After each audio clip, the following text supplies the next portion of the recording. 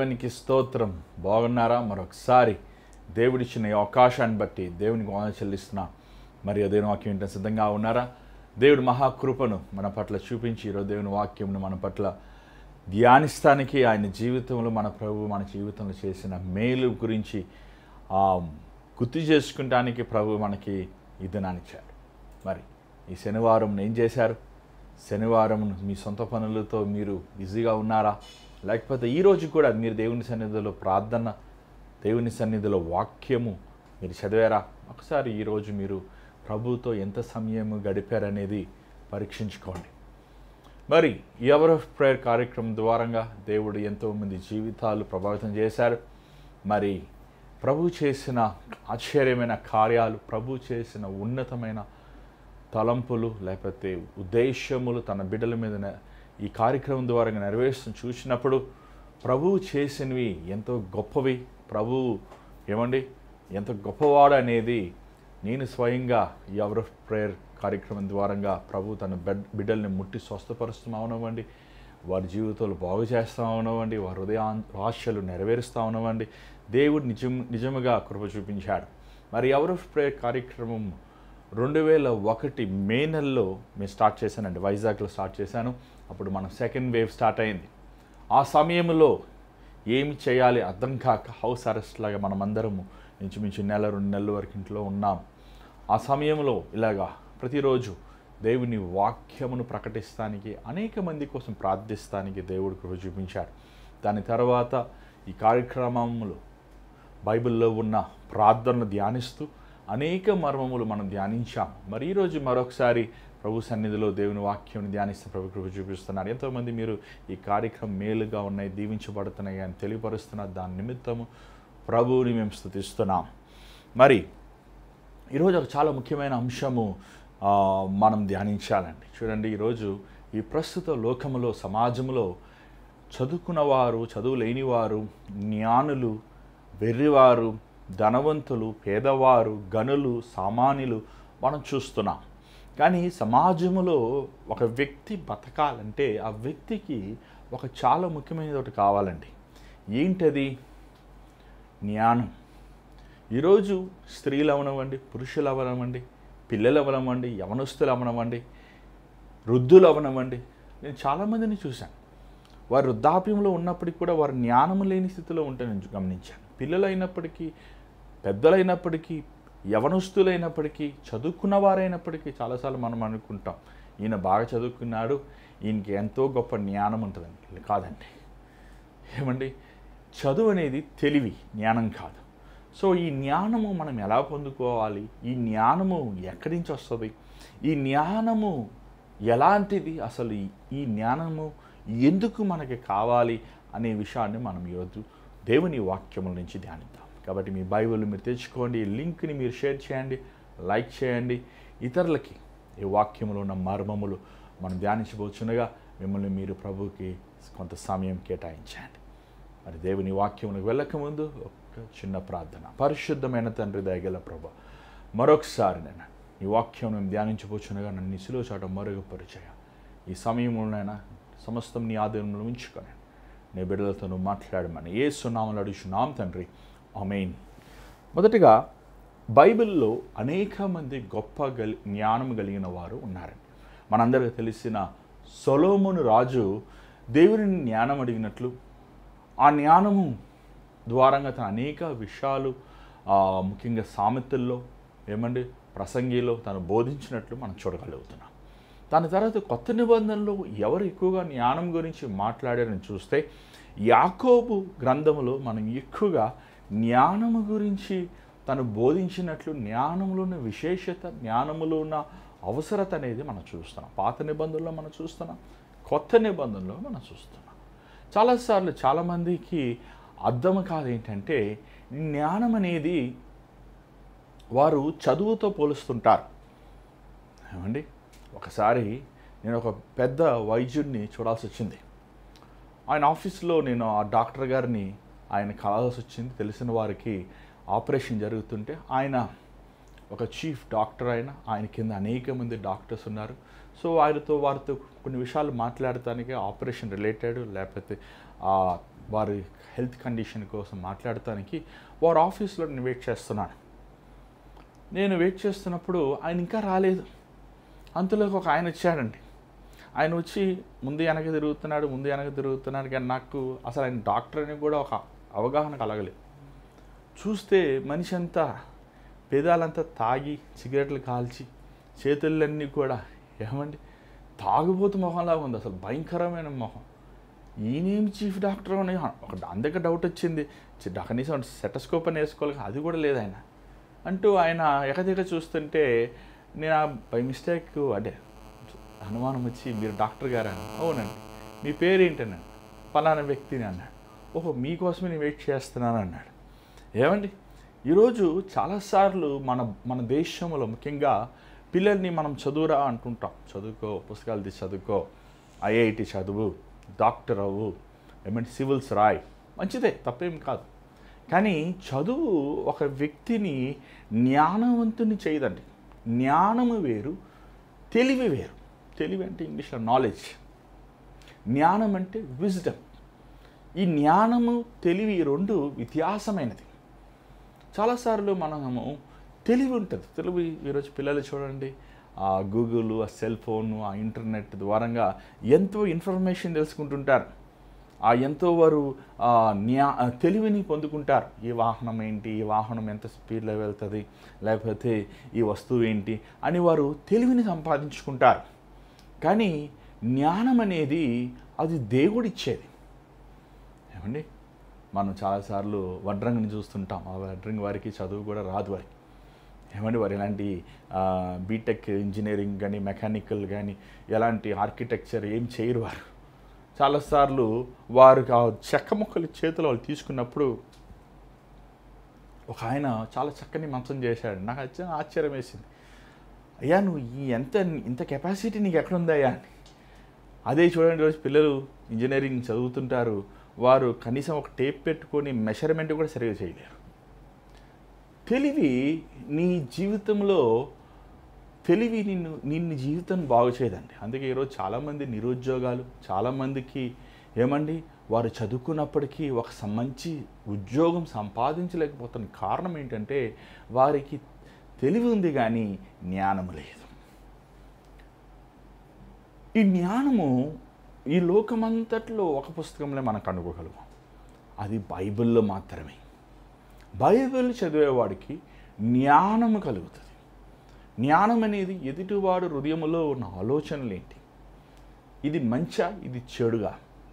ఏమండి మొన్న ఒకసారి ఒక పెద్ద అధికారి వారి ప్రార్థన విన్నపము చెబుతూ, అయ్యా నేను నా స్నేహితుని నమ్మి నేను ₹1,00,00,000 అప్పిచ్చాను, అతడు ఆ డబ్బు తీసుకుని కనబడకుండా వెళ్ళిపోయాడయ్యా అని చెప్పినప్పుడు చాలా ఆశ్చర్యం వేసింది. ఇంత పెద్ద అధికారి మీరు, ఇంత పెద్ద మీరు హోదా ఉన్న వ్యక్తి, మీరే మోసపోయారా?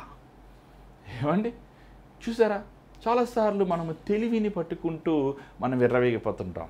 మనం ఎవడు మోసం చేయడు, నాకు ఎవరు నన్ను హాని చేయరు, నేను చేసేదంతా నేను చెప్పేదంతా కరెక్ట్ అని. కాదండి, తెలివి నిన్ను శ్రమ సమయంలో రక్షించదు, జ్ఞానము రక్షిస్తుంది. మీరు సామెతలు చదువుతూ మీరు అనేకమైన వాటిని అర్థం చేసుకోవాలి. ఈరోజు చాలామంది తెలివితో ఉన్నవారు వ్యసనములకు బానిసైన వారు, తాగుడికి బానిసైనవాడు, వ్యామోహానికి బానిసమైన వాడు, వ్యభిచారానికి బానిసమైన వ్యక్తి.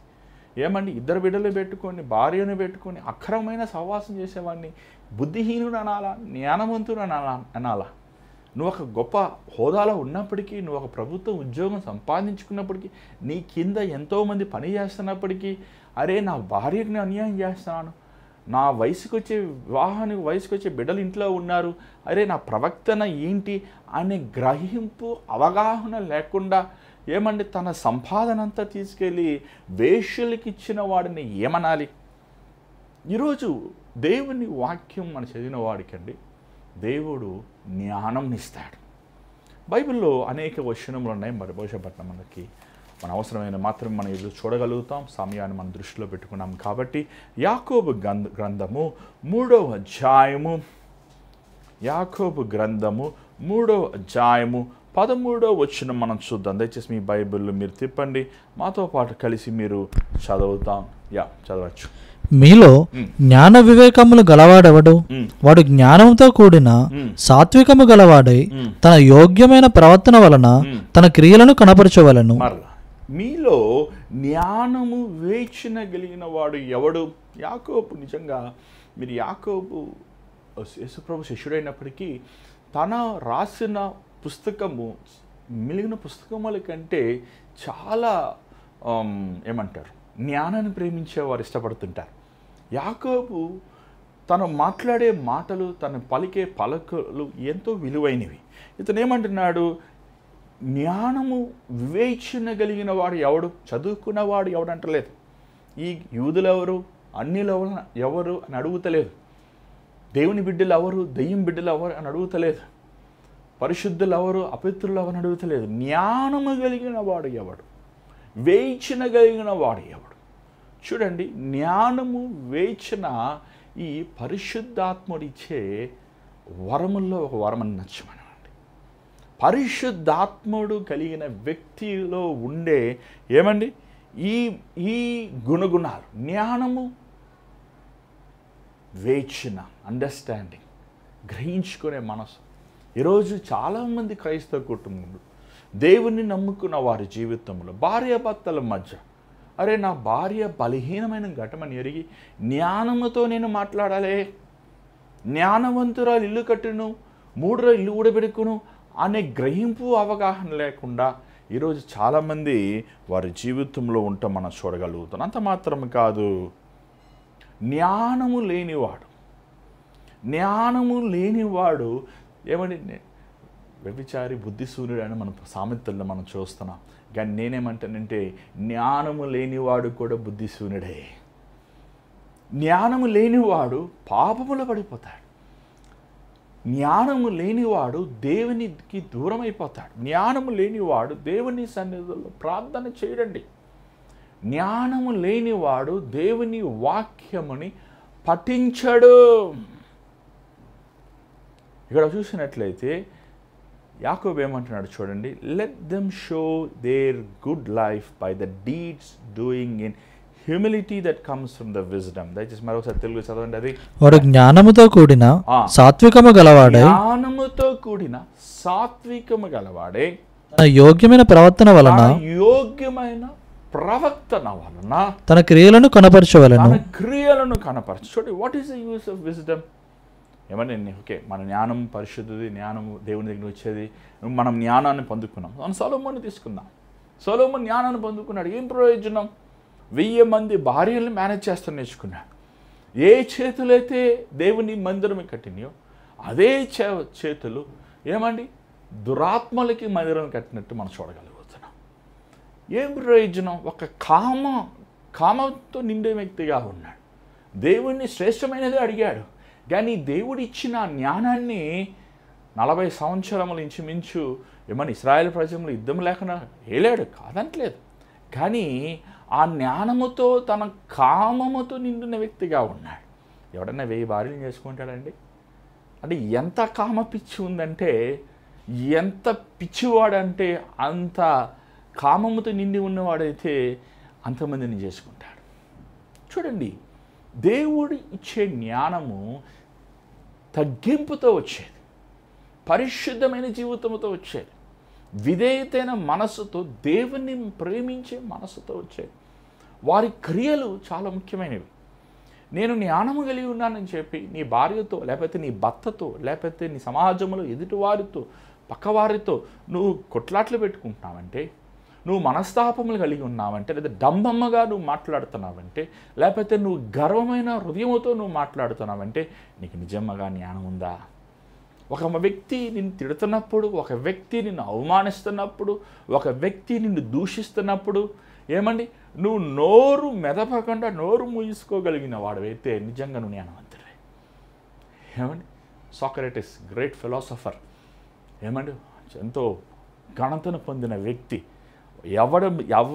మనుషులు ఎదుటివాడి సంగతి 10 నిమిషాలు పసగట్టేస్తాడని. అలాంటి సాక్రటీస్ దగ్గర ఒకసారి ఒక యవనస్తుడు వచ్చాడంట. ఆయన చెప్పిన దానింటికి తల ఆడిస్తున్నాడంట. నవ్వుతున్నాడంట, మాట్లాడతలేదంట.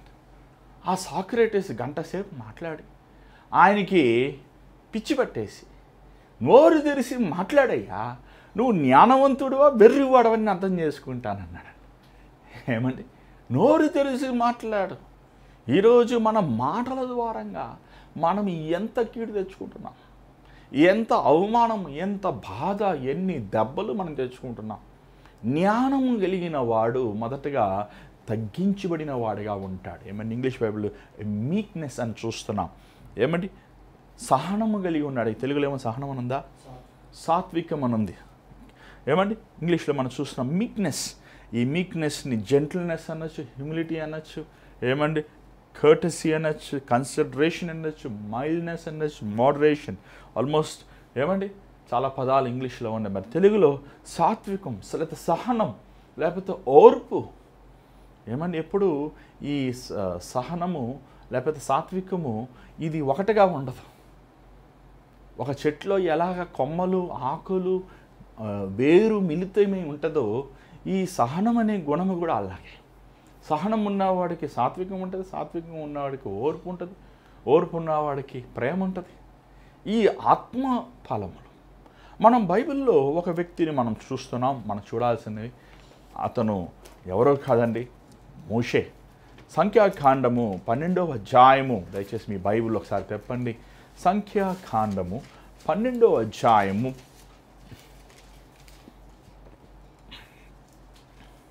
3వ వచనం మనం చదవండి.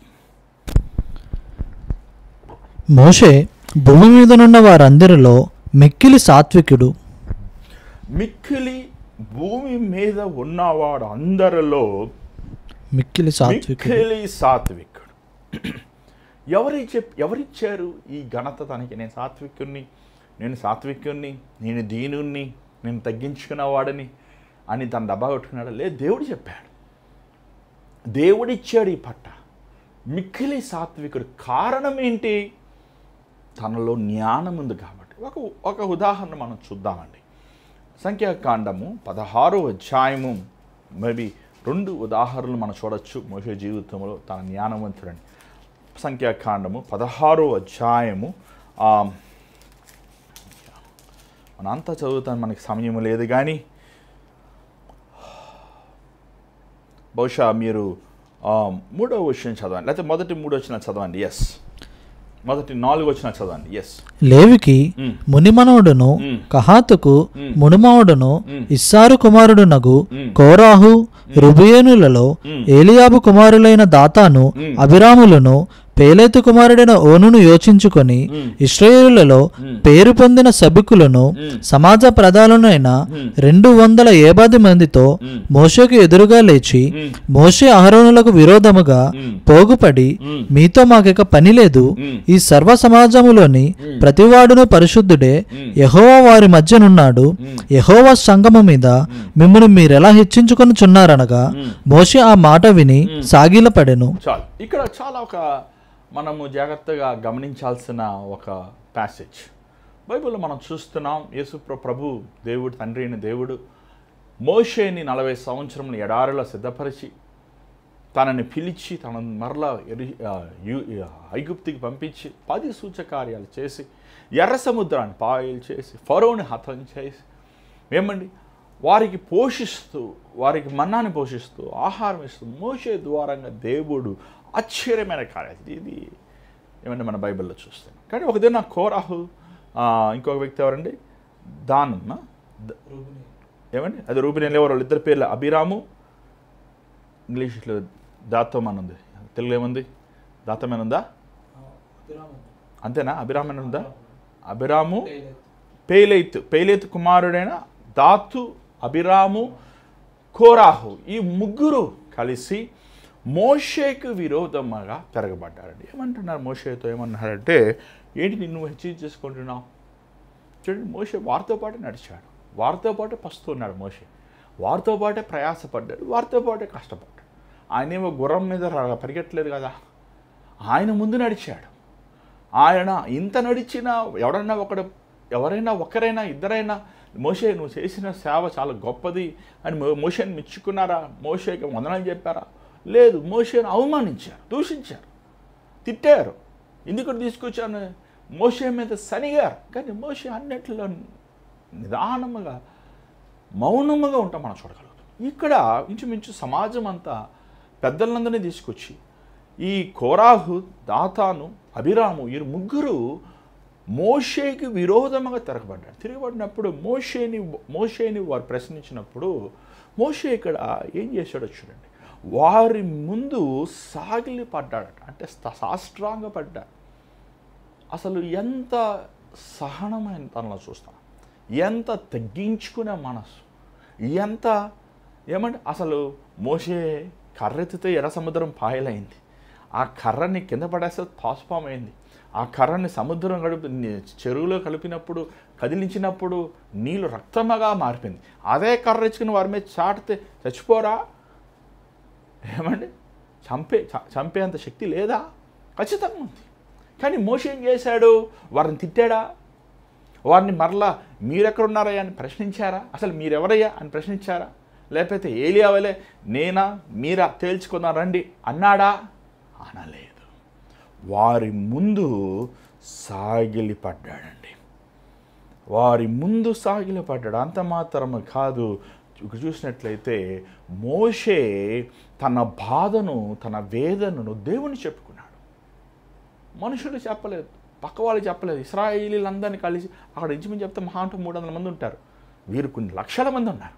రండ్రా వీరిని కలిసి చంపేద్దామని వారిని ఏం హాని చేయలేదు. మోషే దేవునితో చెప్పుకున్నాడు తన బాధని. జ్ఞానము కలిగిన వ్యక్తి ఏమండి దీనుడిగా ఉంటాడండి. జ్ఞానము కలిగిన వ్యక్తి మనుషులు అపహాసించినప్పుడు, మనుషులు తిట్టినప్పుడు, మనుషులు నిన్ను విరోధముగా హేళన చేసినప్పుడు నువ్వు మౌనముగా వారి ఎదుట నువ్వు తగ్గించుకోగలుగుతాయి. ఎందుకంటే తగ్గించుకుంటే మీన్స్ నాట్ ఏమండి చేతకానితనం కాదండి. మోషే తగ్గించుకున్నాడు కాబట్టి దేవుడు వారిని ఏం చేస్తాడు తెలుసా? మీరు చూడొచ్చు, భూమి మింగేసింది వాళ్ళు. అసలు ఇంక నెక్స్ట్ ఎవడా అసలు కలలో కూడా మోషేని తిట్టుకునే ధైర్యం సరిపోతుంది. ఏమండి, అమ్మో ఎందుకు మనకు ఆ స్థితి? మోషేకి విరోధముగా మాట్లాడతాం కానీ మోషేకి విరోధముగా ఎవడితే అంత దేవుని భయం వచ్చింది అక్కడ. కారణం ఏంటి? మోషే తన బలం మీద నిలబడలేదు, తన శక్తి మీద నిలబడలేదు. మోషే ఆ సమయంలో తాను తగ్గించుకుని రిత్తుని చేసుకున్నాడు. ఏమన్నాడు? ఏం చేశాడు తెలుసా అండి? తాను ఏమండి సమర్పించుకున్నాడు. సాగులు పడతాం, సమర్పించాడు. మీ ఇష్టమయ్యా, మీరేం చేసినా పర్వాలేదు. దేవుడు ఊరుకోలేదు.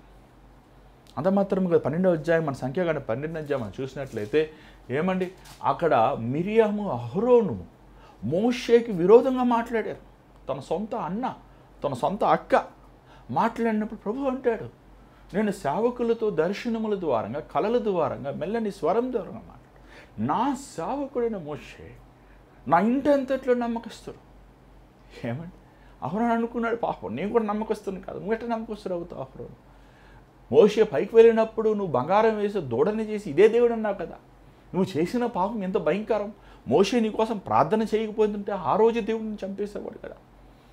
ఏమండి చాలాసార్లు మనము ముఖ్యంగా జ్ఞానము కలిగిన వారితో మనం గొడవ పెట్టుకుంటుంటాం. చూడండి, నువ్వు జ్ఞానము కలిగిన వ్యక్తివైతే నువ్వు ఎవరితో గొడవ పెట్టుకోవు. ఆడ మోషే మాట్లాడలేదు అహరోనుతో, మోషే మాట్లాడలేదు మిరియాముతో.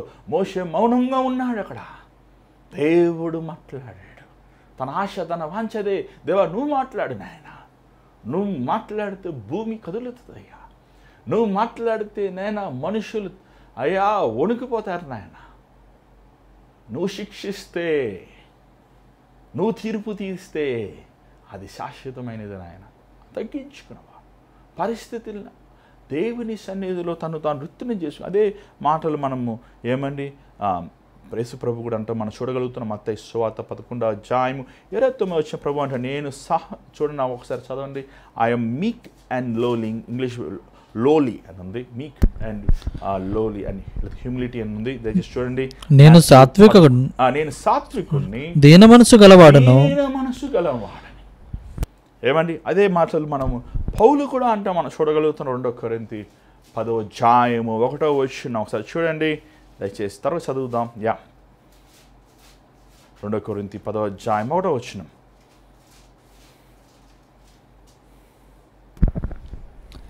మీ ఎదుట ఉన్నప్పుడు ఆ, మీలో అనుకువ గలవాడైనట్టు ఎదుట లేనప్పుడు మీ ఎడల ధైర్యము గలవాడనైనట్టు పౌలును నేనే యేసుక్రీస్తు యొక్క సాత్వికమును వృధత్వమును బట్టి మిమ్మల్ని వేడుకొనుచున్నాను. చూడండి, పౌలు ఎంత తన ఉత్తరం రాస్తే గంభీరంగా ఉంటుంది, టాప్ ఒక్కొక్క మాట కత్తిలా ఉంటుంది అసలు. కానీ ఎదుటి మాట వాక్యం చెప్పలేడు ఆయన, నోరు ఏమంటే భయపడతాడు ఆయన. ఆయన నెత్తి అనే చరిత్రలో రాయబడతా మనం చూడగలుగుతాం. మనిషి చూస్తానికి పొట్టిగాను ఏమంటే ఒక ఒక అధికారి ఉన్న ఒక లుక్ ఉండదు ఆయనకి. కానీ అయినప్పటికీ తన ఉత్తరములు చదివినప్పుడు ఒక్కొక్క మాట సంఘముని శుద్ధి చేస్తాయి, పరిశుద్ధపరుస్తాయి, పరిశుద్ధాత్మ శక్తితో నివ్వండి మనం చూడగలుగుతాం. అది మామూలు విషయం కాదండి. 13 ఉత్తరములు రాసిన పౌలు ఏమండి ఈ రోజు కూడా, ఈ శతాబ్దం కూడా, 21వ శతాబ్దం కూడా మనలాంటి క్రైస్తవులకి సంఘాలు ఉపయోగపడుతున్నాయి అంటే, మనలాంటి బోధకులు మార్గదర్శనం ఉందంటే కారణం ఏంటంటే ఆయన ఎంత దేవుని జ్ఞానముతో నింపబడిన రాసినాడు. చూసారా, సంఘము ఎలాగ ఉండాలి, సంఘంలో పద్ధతులు ఎలా, పరిచర్యలు ఎలాగ మనం ప్రవర్తించాలి, విశ్వాసాలు, సంఘం కట్టే విషయములు అనేకమైన విషయాలు రాశారు. ఈరోజు నీకు జ్ఞానం ఉందా? ఎందుకు జ్ఞానం? ఏమంటే ఆయన అన్నాడు, నాకు జ్ఞానం ఉంటే నేను కూడా 1000 మంది భార్యలు చేసుకుంటాను అన్న సొలొమోను. నేను కూడా భవనాలు కట్టుకుంటాను, డబ్బు సంపాదిస్తాను, అందుకని నాకు జ్ఞానం కావాలి. లేదు, జ్ఞానము మనకి ఎందుకు కావాలంటే మనం సమాజంలో జీవిస్తున్నప్పుడు, ముఖ్యంగా భార్యాభర్తలైన వారు, బిడ్డలైన వారు, అక్క చెల్లెలు, అన్నతమ్ములు, స్నేహితులు, ఏమైనా వర్క్ కొలీగ్స్, చుట్టుపక్కల ఉన్న వారితో మనం సహనము కలిగి తగ్గించుకుంటూ జీవితంలో ఉన్న సమస్యలు ఖచ్చితంగా వస్తాయి. సమస్యలు, మనస్తాపములు, వ్యత్యాసాలు. జ్ఞానము కలిగిన వాడు మౌనముగా నిదానంగా మాట్లాడకుండా ఏమండి తన ప్రవక్తన ద్వారంగా, తన ప్రవక్తన చాలా ఇంపార్టెంట్, డంబముతో గర్వముతో కాక నిదానముగా ప్రేమతో క్రీస్తు ఇచ్చే కృపను మనము చూపించగలిగిన జ్ఞానం మనకు కావాలి. ఏమండి ఒక వ్యక్తిని మనం చంపాలంటే చాలా సులువండి. ఒక వ్యక్తిని చంపుతాం, అది పెద్ద గొప్ప ఏం కాదు. కానీ ఒక వ్యక్తిని, చచ్చిపోయిన వ్యక్తిని ప్రాణం ఇస్తాం చాలా కష్టం. మీకు తెలుసా? అది చాలాసార్లు మనం బతికున్నప్పుడే మనం చాలామందిని చంపేసుకుంటున్నాం. అంటే మనం వారితో వేడైపోతున్నాం. అన్న తమ్ముళ్ళు మాట్లాడుకుంటలేదు, అక్క చెల్లెళ్ళు మాట్లాడుకుంటలేదు, భార్యాభర్తలు మాట్లాడుకుంటలేదు, ఏమంటే తల్లిదండ్రులు బిడ్డలు మాట్లాడుకుంటలేదు, స్నేహితులు మాట్లాడుకుంటే విభేదాలు, కలహాలు, వ్యత్యాసాలు ఈరోజు మనకు కలుగుతున్న కారణం ఏంటంటే మనలో జ్ఞానము లేని వల్లనే. నేను ఒక మాట పడలేను, నేను ఒక మాట తీసుకోలేను, నేను ఎవరినో నీకు తెలుసా, నేనేం చేయగలను తెలుసా అని డంబము కూడిన మాటలు మనం మాట్లాడుతున్నామంటే మన హృదయములో క్రీస్తు లేనన్నమాట. క్రీస్తు ఉన్న హృదయములో మన జ్ఞానం ఉంటుంది. ఈరోజు నీ జీవితంలో, ఈరోజు నీ బ్రతుకులో, ఈరోజు నీ ప్రవర్తనలో క్రీస్తు యేసు కలిగిన జీవితం నీకు. దయచేసి ఈరోజు ఒకసారి ఆలోచించండి, దేవుని అడగండి. జ్ఞానం బైబిల్లో ఉంది, ఎవరికైనా జ్ఞానము కొదువనలా వాడు దేవుణ్ణి అడగాలి. మరి ఇంకా అనేకమైన వర్సెస్ ఉన్నాయి. మరి దీని గురించి నేను అనేకసార్లు మెసేజ్ కూడా ఇచ్చాను, మీరు మళ్ళీ చదవండి, అలా చూడండి, మళ్ళీ దేవుని వాక్యం ధ్యానించండి. దేవుని వాక్యం ధ్యానించిన వాడు తన జీవితంలో సరైన తీర్మానం చేయగలుగుతాడు. మరి ఈరోజు దేవుడు మీతో మాట్లాడి నమ్ముచున్నా, దయచేసి స్థలంలో ఉంచండి, ప్రార్థన చేద్దాం. పరిశుద్ధమైన తండ్రి, దయగల ప్రభు, మరొకసారి నీ పాసన్నిధిలోకి వస్తున్నామయ్యా.